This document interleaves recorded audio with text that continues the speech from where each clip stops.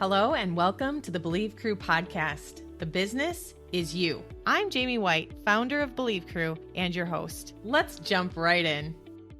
I am excited today to jump in a conversation with Heidi. She is a woman in ag in the cranberry industry, and we've kind of known each other off and on for years, but we really want to dig into a conversation today about, well, of course, wherever the conversation goes, right? But about women and mindset and all the things that come to mind about what it's really, really like behind the scenes, right? That's right. So Heidi, can you give us a little bit of background about you and why you are where you are today? Yeah. So I'll try not to keep this long-winded so we can really get into the better content of today's chit chat. My name is Heidi. I'm a cranberry grower from Wisconsin Rapids area. The name of my cranberry marsh is Gainer Cranberry, and I have been working there full time. This will be my 17th season, and I work with my sister, and so we have a division of labor. So I do farm HR. So that's not anything to do with really growing the cranberries or protecting the cranberries, but it is with the other golden asset people. So I'm in charge of payroll and billing and insurance and all of the paperwork and glue. And as we continue to talk about agribusiness and cran careers, this is where I fall into play in that role of running a farm and running a business. So that's my work life. My family life, I have my husband is great. His name is Brian. He's a wonderful supporter, and we have two great children.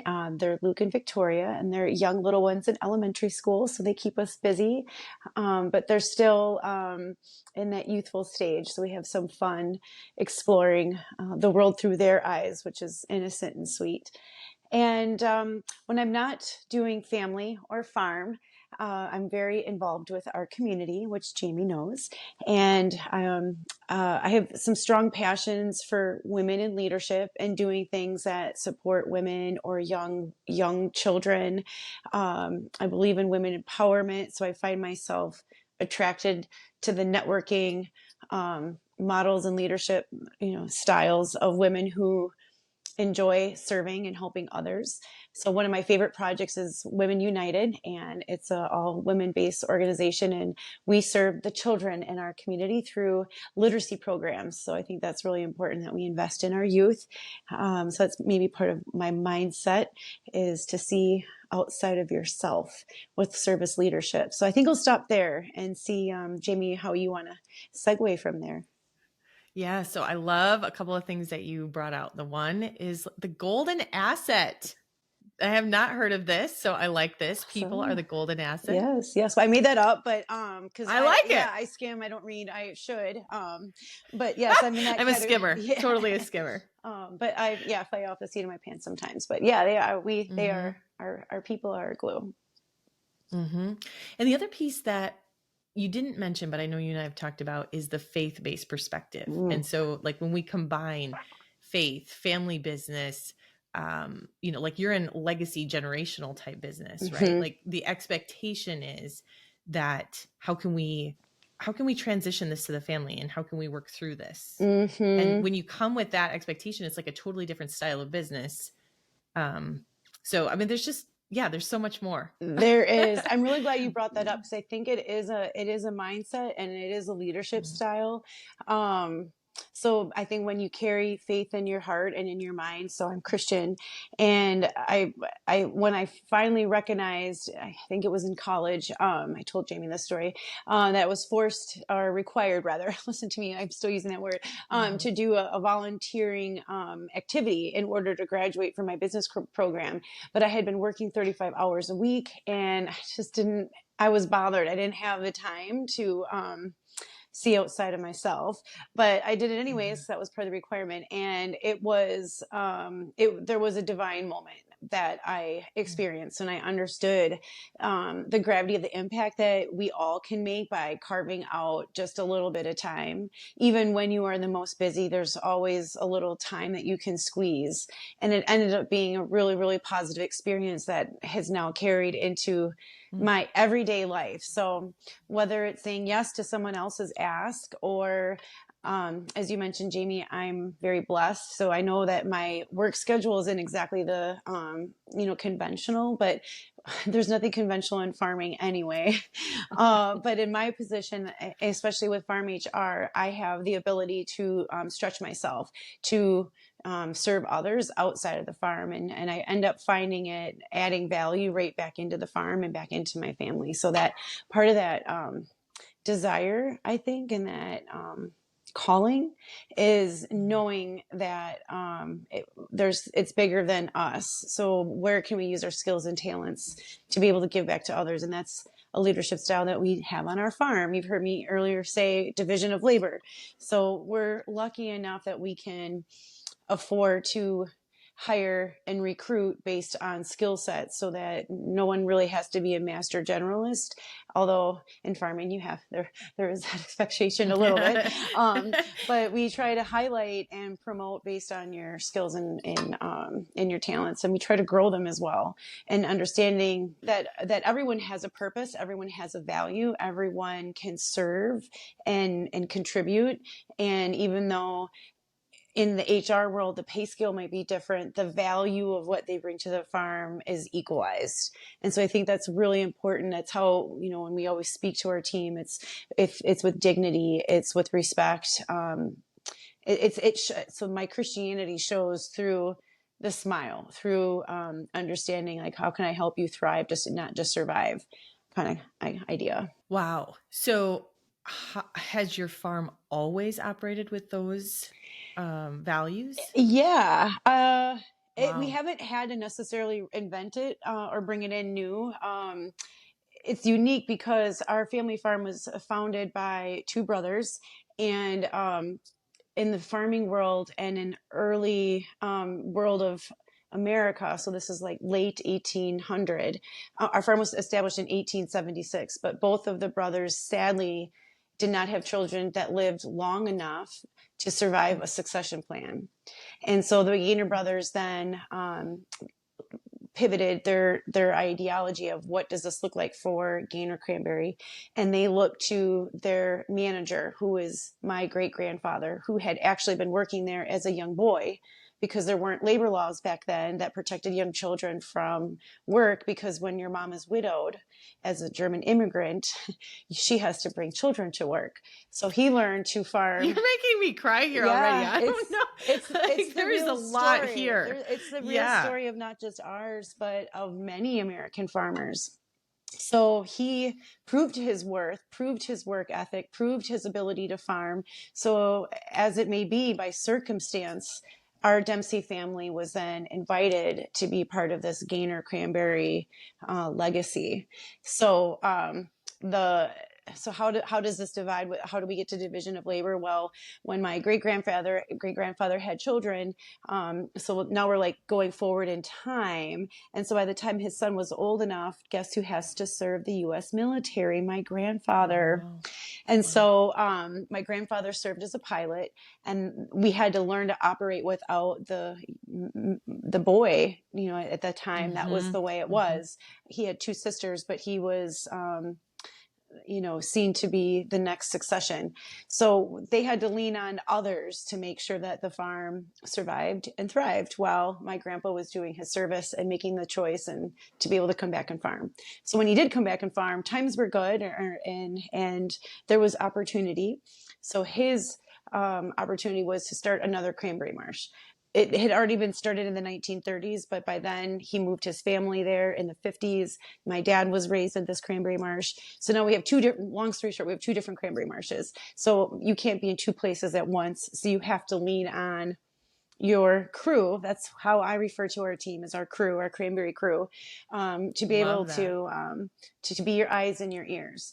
So it's really important that you have strong trust and respect to be able to believe that they're going to be growing the crop the way you want to see it, because you can't be at two places at once, especially during those critical times like harvest or frost or things like that. So. Wow, there's so much here. I want to go back to the comment that you made about when you were in college and that you had this piece that was required of you and your thought was, I don't have enough time. And that is one of the limiting beliefs that holds a ton of us back Mm-hmm. in just this restriction. And yet I liked an example someone gave recently where they were like, time is sort of relevant to what you're doing. You know, if your hand is on something super hot, a minute is very, very long. Yeah. But if you're doing something that you absolutely love and you're just enjoying it, 5 hours could feel like 15 minutes. You know, like, how did time fly? And so Yes. this idea that we don't have enough time, and yet Mm-hmm. you found the time. Mm-hmm. How does that work? Right. It's like exercise. Right. I'm not there yet. Kayaking, maybe not full on Yeah. gym, but anyway. Yep. No, I believe in that. And I think some of this comes from so self-preservation is coming to my mind right now. So I don't know if it's because I wanted to talk about it or if I definitely truly believe that God has asked us of this. Taking care of our bodies as vessels of Him. So how can we give to others? How can we be our best self if we aren't investing in ourselves? Whether it's through our education or simple things like sleep. I'm a huge advocate for sleep. Now, that doesn't mean I sleep in. It means Right. I make sure that I go to bed at a decent time. I make sure that I wind down and unplug from whatever might be my distractor or the things that might get me jazzed up. And that when I go to bed, I'm going to bed with a peaceful mind. And then I'm giving myself a chance to get 8 hours. I do believe in 8 hours of sleep. So I feel like some of those kind of things too kind of help make you recognize like how time should be used and that we need to serve others and carve out that time. Like we should always have time for somebody else. So I will always, if I'm in the middle of something and someone's they come to my office, for example, I immediately stop what I'm doing and give them my eye contact. And, even my kiddos, when we're at restaurants, I'm still trying to get them to order with a smile and give eye contact because, I think that when you show someone your eyes and show someone that you're in the moment with them, then real relationship and real opportunity can happen. So whether or not someone's going to be open in the conversation, who knows, but you have to open it first. You have to plant the seed. So I think a smile helps plant the seed. I think, yeah. I feel like I'm looking at my own life and I'm like, there is something I've been doing that is actually taking away confidence from my kids. And I have a tendency to be efficient and utilitarian and like, let's just get the most out of these resources. And so when I go to a restaurant, if I go with my 6 kids, I'm like, what do you guys all want? And then I tell the waitress what the family is having. So nobody orders by themselves. And it's just like, this is more efficient. Like they all look to me but then when I ask them to go order something themselves, they're like, no, I'm not going, and so I've in a way enabled, I've enabled them and they haven't been able to gain their confidence. It's almost like I've created that situation that sometimes managers or leaders, we unintentionally are doing when I know that I'm a recovering enabler where it ends up making other people have less confidence because I'm just like, I'll just do it. It's just easier. So sorry, that wasn't necessarily where you were going with the self-preservation, but just an eye-opening moment and vulnerable. Yeah, but it's part of it. Actually, I think I could change that. That might be beneficial. Because I think if you're not careful to protect some of what God has given us, it's easy to slip into slipped boundaries, and it's a slippery slope that turns into a mudslide. And so we had talked about this, Jamie, before about how do we, although I find it very important, and I also find it very gratifying to serve others. That doesn't that translate to giving myself to 100% in a way that's not healthy. So I think that's really, really tricky, really tricky to figure out how do we manage our time and our boundaries, so that we aren't deluding ourselves. If we believe in a cause, I want to make sure that I can sustain myself to get to the finish line. If it's a project or, if it's for the long run, like raising your family, there's just ways that I just recognize that's really important. Yeah, I think one of the things that helped me, there's a book called The 4 Agreements, And the first one is something like integrity with your word or something like that. Really close if it's not exact. And I just realized through the process of like, what does it take for me to have integrity with my word? What does it take for me to show up when I say I'm going to show up? And part of that was being willing to say no to things that I used to like, well, maybe I could just move that other person, like I know I said that we could meet for lunch, but maybe, something better came up and I'll just move that other person on the schedule. And I realized that integrity with my word for me meant no matter if the president calls, like I already have this on my schedule. Would you like to meet after lunch? Yeah. And that made a huge shift in how I showed up, in all areas of life, just by that one little change and being really clear on like, what is your absolute no and what is your absolute yes? And just knowing that. So like when you say, when a crew member comes in and wants to talk to you, that you give them your full attention, you give them eye contact, because ultimately that is an absolute yes for you. Like, this is part of who you are and what you're called to be. But there might be an advertising person or someone that's, just stopping in for sales that you're like, did you make an appointment? I mean, maybe you handle it differently, maybe you don't, right? But who are those people? And just getting clarity on where am I called to be? Who am I called to serve? And then having time available for them. Exactly. Is what I'm hearing you say. Yes. Did I make it up? Yeah, no, you got it. You got it. And I think, like I learned this lesson this last year, go where people want to see your smile. Show your light to people who want it. If they're not, that's powerful. Can you tell me a little bit more of like what your awareness was over the last year with that? Yeah. So I started a nonprofit, and so I started branching out on something that has to do with cranberries. And we recognized it's a new idea and it's a new concept. And so pitching it to schools and the education sector, and then trying to get alliance in the overall industry, and then trying to figure out like how to have that conversation, because it's different depending on your audience.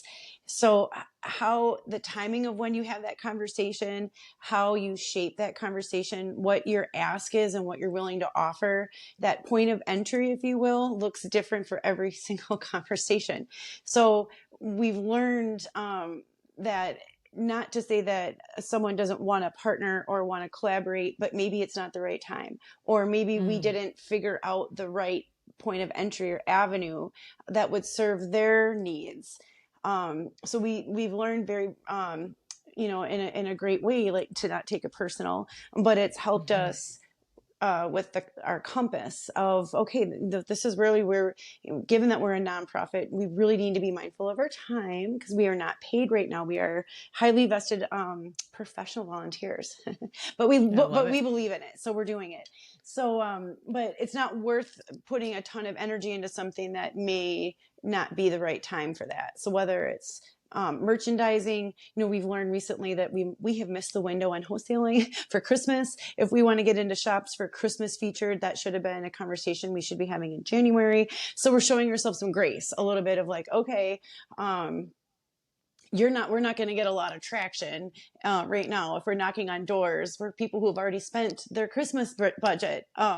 So those are some like business examples. And then we all know, I mean, there's our personalities. God gives us our personalities. We all called by name. We are all given. Our essence is who we are, I believe, because of this. We are scripted this way. And so that adds to the relationship that I have with God. And I want to live a Christ-driven life. And so I also hear him. So I'm getting teary right now. And this happens when the Holy Spirit's tapping my shoulder, like, yeah, you got it, Heidi. So he's listening. Well, he always does. That, he even said it himself. And I'm really bad at Bible scripture memorization. Every single one of my Lutheran teachers will have told you that from elementary school. But there is a scripture in the Bible or a story that Jesus basically said, if you don't receive my message, if you're not hearing me, I'm moving on. That I have too many people to serve and to share my message with and share my love with, to I think he kind of meant like to waste my time on something that if you're just going to spit at me or begrudge me or challenge me, then it's, but thank you, but I'm moving on.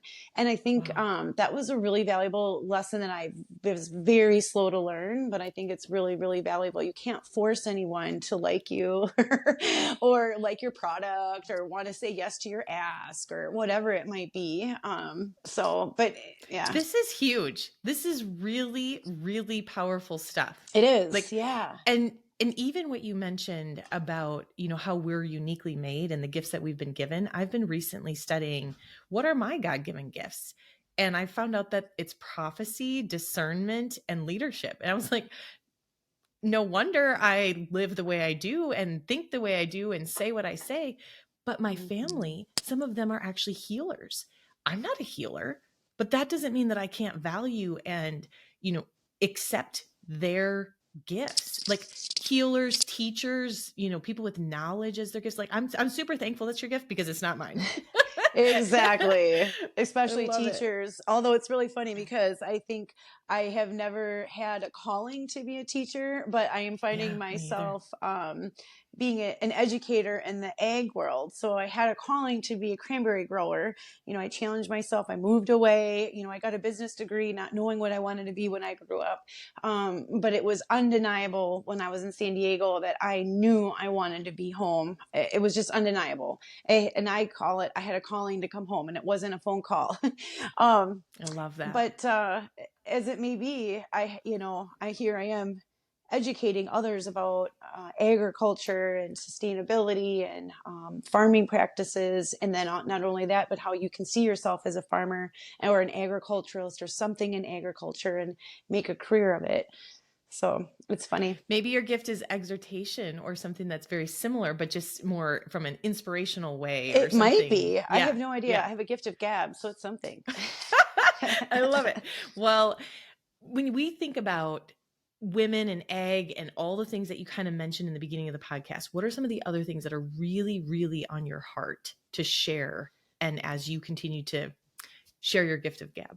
Women and ag. So we are unique in this essence that I think it's different than the corporate world. I think in farming, you have an opportunity to equalize, I think, a lot quicker than having to be a stranger graduating from college and then entering into, like the banking world or even the medical world. What I'm hearing you say is that there's actually an opportunity for women in ag, maybe more than you would think. Yeah, I think it's not even just an opportunity. I think it's an opportunity that goes hand in hand for both men and women.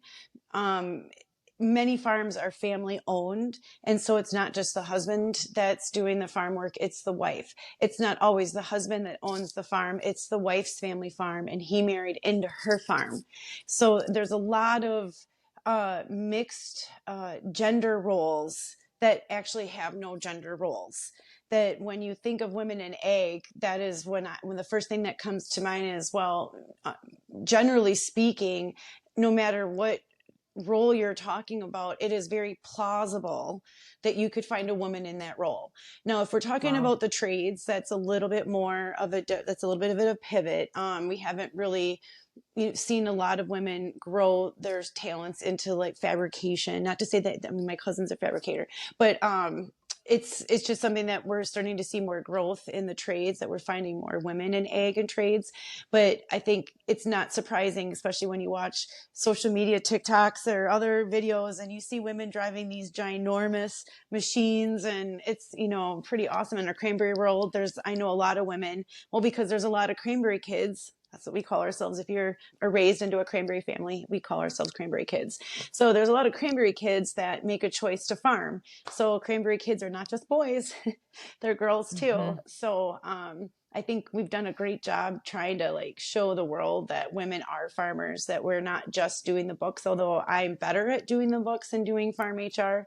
My sister, she's out there hauling, she's in the dump trucks, she's well, she was doing pipe last week, and I was so glad that I was inside with my Excel spreadsheet. So I love it. yeah. I love it. Well, I totally get, just growing up in a family business. I grew up, I mean, literally from baby on, I was riding in my car seat, as my parents were snowplowing. So for me, entrepreneurial journey started at a very, very young age. But then when I was 14, I was put in the plow truck myself. Like, here's a Kmart parking lot. I didn't even have a license, but it's 2 a.m. and I'm not leaving the parking lot for a long time. And I just mentioned Kmart. So I dating myself. Yep. I know how you are.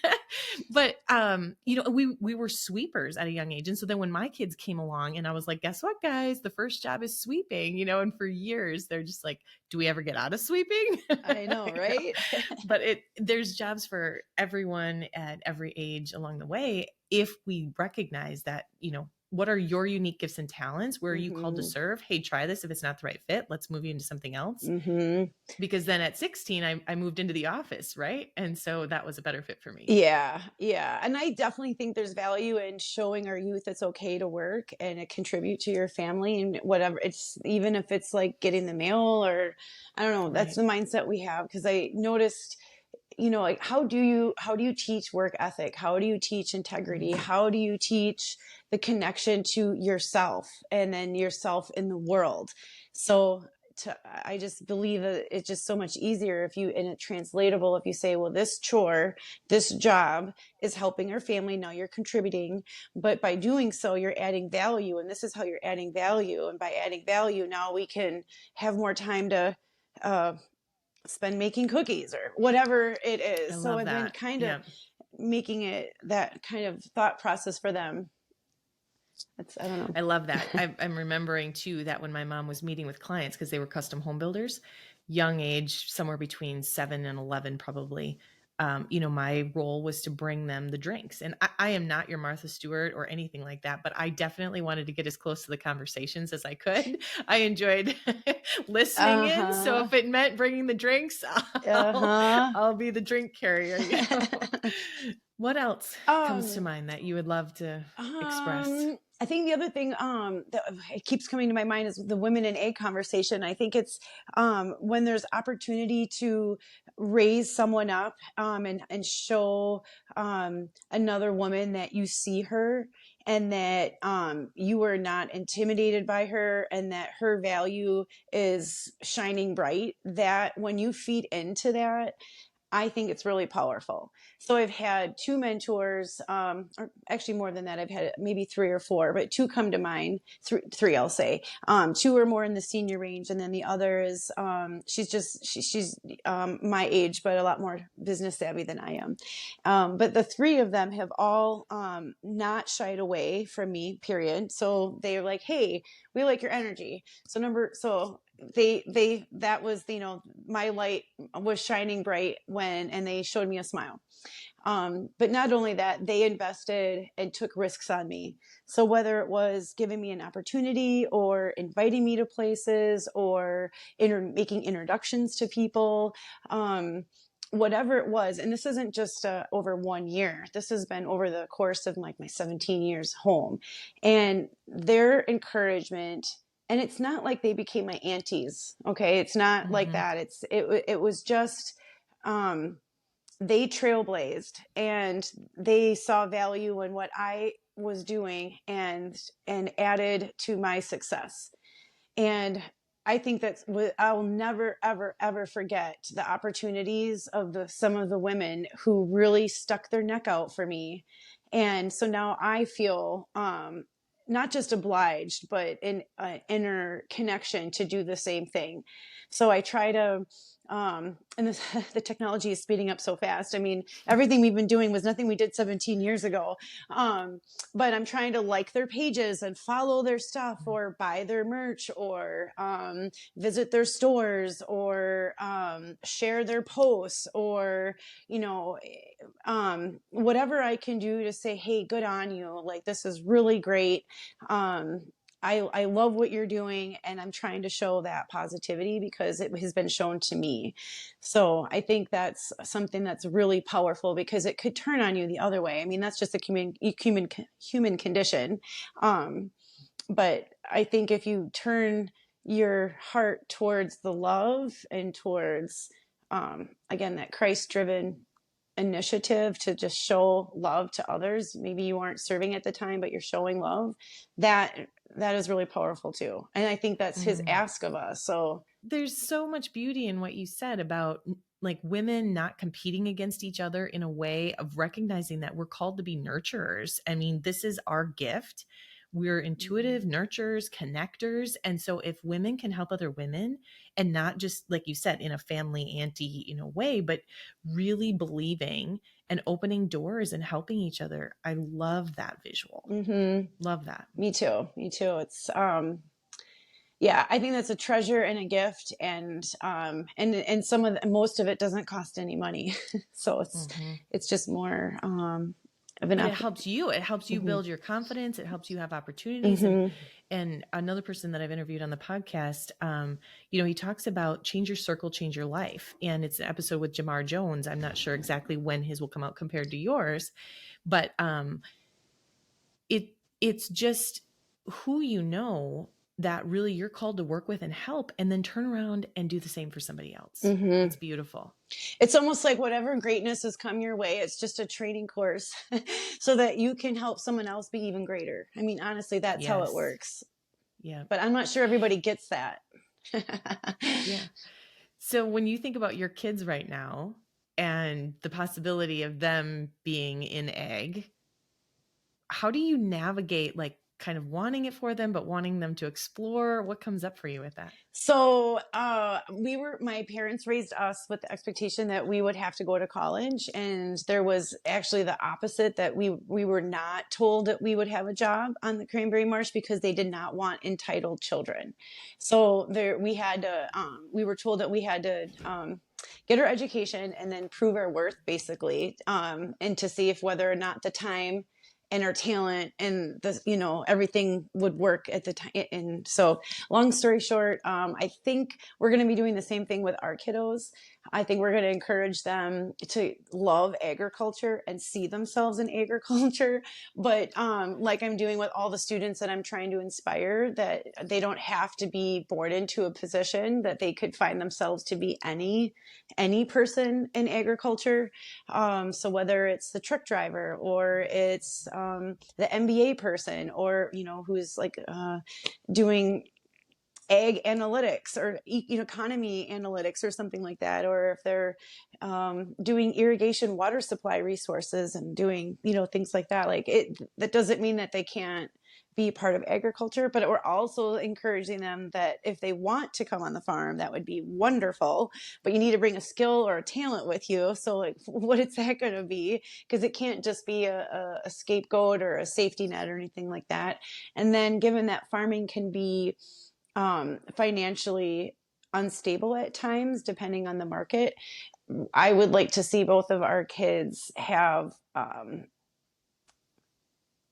I don't know, I hate to say it, I think this is just an out of box thinking. I don't think you hear a lot of other growers talk like this, but maybe other trades or other professions, so that they have the freedom, what I'm doing, that they could work and build up a team like we already have. And then between you and your team, you can be the decision maker, agribusiness, or however you want to do it, but you wouldn't be necessarily tied to the farm. And so if we needed help with insurance, or if we needed to be able to pay our bills because all of our money is making sure that the farm is staying afloat, that would be a safety net. And without, here's my plug for women empowerment, without having to depend on your husband. Right. But because you never would if you don't marry. I don't want I don't want my daughter or my son to believe that that their financial security is in their spouse. So I want them to see that they don't have to be on the farm, but they're welcome to, but they're going to I would like to see them be multifaceted, I think. And I think it helps in farming if you can bring more to the table, like whether it's a there's a gentleman who started an application that helps us farm in a more precision way. And he worked as a software engineer before he came back. He's a Cranberry kid, but before he came back full time, that was what he did for like 15 years. And then all of a sudden he became an entrepreneur. And it's like, well, I want this resource. I bet other people do. So here he is now being a cranberry farmer and a business owner. So I think he's a great testimony of like how you can, kind of follow your pursuits. And there is a place for you in agriculture too. Again, so much that you're bringing out, because this idea of even transitioning, like gone are the days when everyone is just like, well, this is what I did. This is what I went to school for. This is what I'm going to do for the rest of my life. Especially when you have that entrepreneurial itch, like it's okay. It's possible. It's safe to follow it. And yet, like you said, I don't think that ag and farming are exclusive to the, cycles of business. And, how do we plan for that? How do we prep for that? How do we make ourselves, either have multiple streams of income or pivot, when something isn't going the way we think it's going to go. And so there's just awesome gems that you're constantly giving us here. Well, you bet. Beautiful. Yeah. Thank you for being willing to be so vulnerable along the way of like, this is reality. This is, some of what we think about, some of what we deal with. Yeah. Farming is fun. Business is fun. I think it's a lot of fun, but it's also, everything has a double-sided coin. And so on the opposite side, when you don't have enough employees or someone quits on you or someone is injured and you're shorthanded, that really, you feel it. You feel it because you feel helpless. You try to, help, but there's only, that your crew has to now do extra work or something like that. And, I kind of lost my thought where I was going right there, but, yeah. Well, someone said that recently, I just got this visual of entrepreneurs and how often they kind of fall on their face and they're just like tripping and just like poosh, not just like a little, but like fall flat sometimes. And I wonder, I think my dad said this once when we were in the middle of a new project and he was like, does that feeling of darkness ever go away? Like, or do we ever feel like we know what we're doing? And I think we're maybe not growing as much, like you said, technology is changing so fast. Things change so fast in all areas of life. And if we're not a little bit surprised and nervous and falling flat on our face, maybe it means we're not doing something right. Right. Or maybe a little bit of both. And I couldn't agree more. Like, how do we challenge ourselves to evolve with the times, but yet not lose the values of all of the life we had before, this technology surge. And what I'm finding with this nonprofit and even with our Cranberry Marsh, so we're 5 generations old. So how do you explain that to sustainability and success? Well, some of it's supply and demand. Okay, we get that. But how does it sustain within families? And what I see is if you continue to work and strive towards success, but not fast success, if you find yourself being greedy or doing things in greed, it most likely will not last, or it'll blow up in your face. I find that when you, there was another video that I saw on social media, and I regret, and it's embarrassing, I cannot remember this actor's name. I called him by the wrong name, so now I can't tell you his name. But he was quoted giving an award. He was receiving an award, and he basically said, when you achieve climbing a mountain and you get to its peak, keep climbing. But the best pace of success is slow and steady. So I recognize that in our nonprofit and even with our Cranberry Marsh, that the slow and steady, it is good to be eager, but the slow and the steady and the refining the precision. So, it's okay to like be in that darkness. I think I am too, a little bit like, gosh, I don't know how to, like I know how to do business math, but like, right.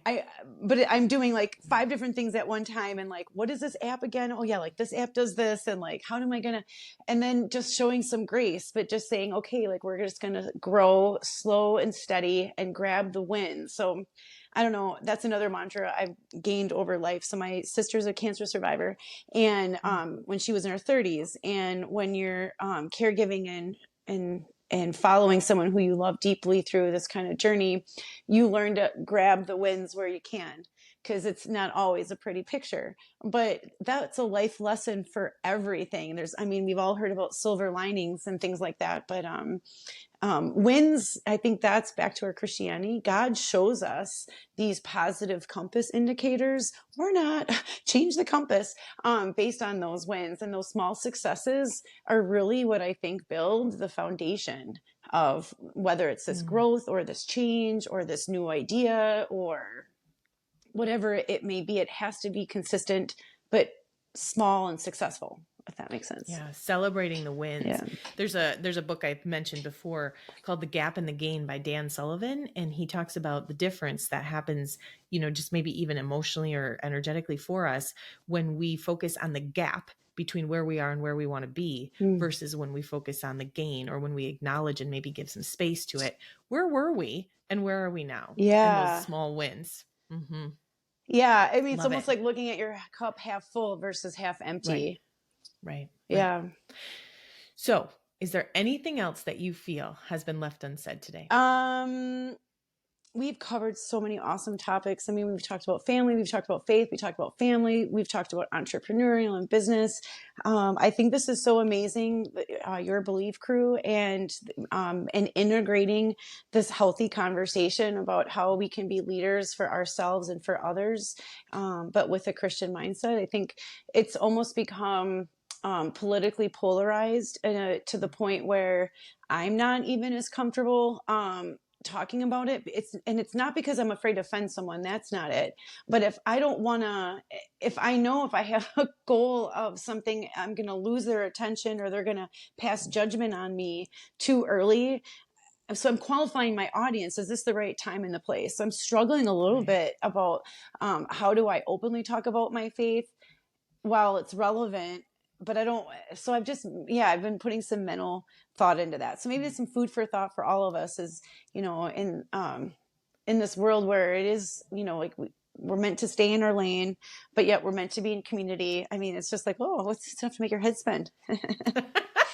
It's completely true. And what I found for myself is that God was calling me in one direction and it freaked me out and I wanted to go in the other direction. And as often, just literally like Jonah, as often as I tried to go in a different direction, I got called back, like, would you knock it off? Oh my gosh. I swear to God, when I hear myself saying no to the same ask several times, and now I'm starting to get it. I'm like, oh, you want me to say yes. Like, this is God asking me.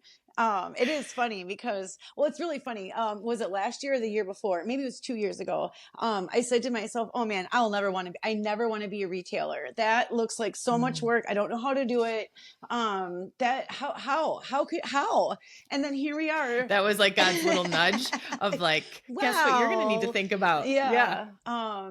So that's when Kevin and I looked at each other and said a couple of years ago, like, God wouldn't ask us to share our story vulnerably. Like, no, like that would be the worst. and then we were like, on a podcast? Wait, what? and yet every time that I've stepped into it, I remember when he asked us, we had 3 kids and he was asking us to have 2 more. And I remembered fighting it for 2 years. And I said something to someone like, anything else. Or maybe I was at that point where I was having a conversation with God and I was like, anything else, like I'm willing for anything else. And it was in that moment that I was like, and there's your sign. So then, but having those extra kids, I had to become someone that I hadn't needed to become prior to that. And it was a level that I was ready for. And yet I didn't know it. Right. So every time it's been something I'm ready for and I didn't know it. So that is the power of God, Jamie, right there. When people say, show me proof. How? That's it right there. Because we do not know what God knows of us. God, I'm getting teary again.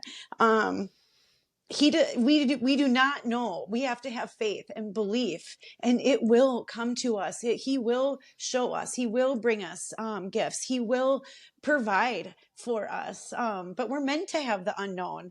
I haven't said that in a long time, but I mean, if we have some mystery and some questions, That's by design. He wants us to be in relationship with Christ, to ask the questions. Keep talking, keep asking. If you don't understand, if you're in discourse with what this scripture might say, or how you see this translated into the world, keep talking. So maybe that's my last tip of like, just keep talking, people. Keep talking. I love it. Thank you so much. I've enjoyed this conversation and I cannot wait for others to hear it. Thank you. Yeah, likewise, Jamie. Thank you for inviting me.